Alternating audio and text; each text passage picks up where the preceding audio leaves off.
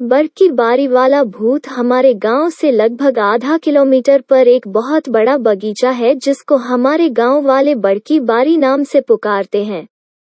यह लगभग 12-15 एकड़ में फैला हुआ है। इस बगीचे में आम और महुआ के पेड़ों की अधिकता है।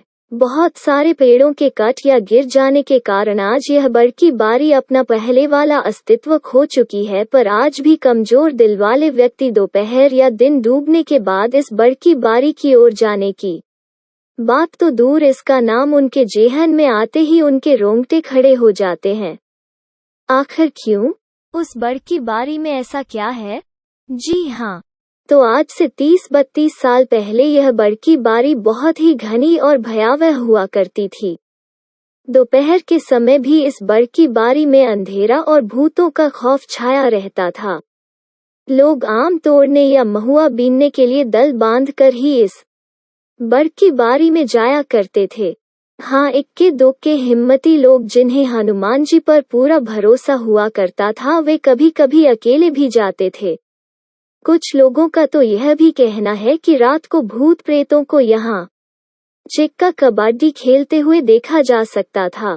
अगर कोई व्यक्ति भूला भटक कर इस बारी के आसपास भी पहुंच गया तो ये भूत उसे भी पकड़कर अपने साथ खेलने के लिए मजबूर करते थे और ना नुकुर करने पर जमकर धुनाई भी कर देते थे, और उस व्यक्ति को तब छोड़ते थे जब वो कबूल करता था कि वो भांग गांजा आदि उन लोगों को भेंट करेगा। तो आइए उस बगीचे की एक सच्ची घटना सुनाकर अपने रोंगटे खड़े कर लेता हूँ। उस बगीचे में मेरे भी बहुत सारे पेड़ हुआ करते थे।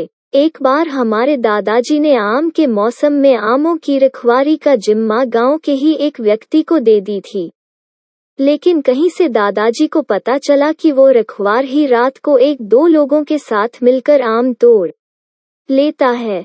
एक दिन हमारे दादाजी ने धूका छिपकर सही और गलत का पता लगने की सोची। रात को खा पीकर एक लऊर, लाठी और बैटरी टार्च लेकर हमारे दादाजी उस भयानक और भूतों के साम्राज्य वाले बारी में पहुंचे। उनको कोने वाला पेड़ के नीचे एक व्यक्ति दिखाई दिया।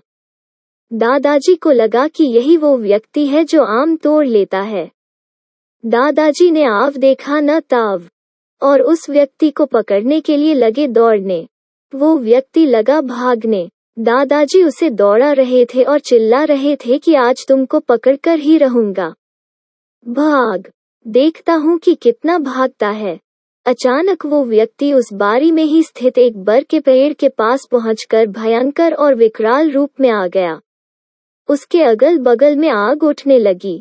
अब तो हमारे दादाजी को ठकुआ मार गया, काट हो गए और बुद्धि ने काम करना बंद कर दिया।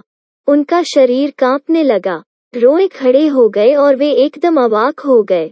अब उनकी हिम्मत जवाब देते जा रही थी और उनके पैर ना आगे जा रहे थे ना पीछे। लगभग 2-3 मिनट तक बेसुध खड़ा रहने के बाद थोड़ी सी हिम्मत करके हनुमान चालीसा का पाठ करते हुए वे धीरे धीरे पीछे हटने लगे। जब वे घर पहुंचे तो उनके शरीर से आग निकल रही थी।